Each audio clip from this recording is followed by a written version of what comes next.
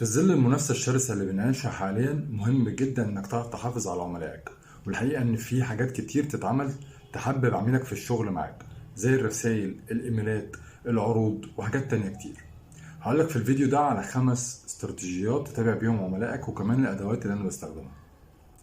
رقم 1 هي رسالة شغل مخصصة للعميل، بنقول عليها personalized message.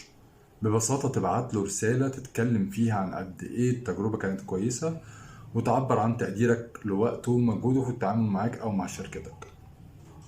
يستحسن تكون بعد أول تجربة على طول. رقم 2 هو استطلاع الرأي أو التقييم.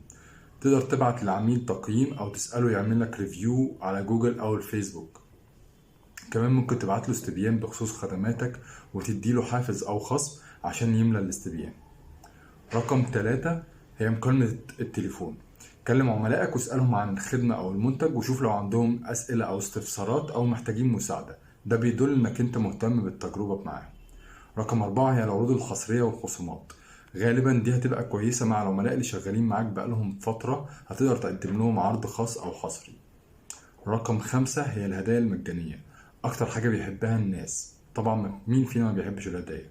وعن تجربة العميل بينبهر من حاجة زي كده، خاصة لما تبقى من غير سابق إنذار.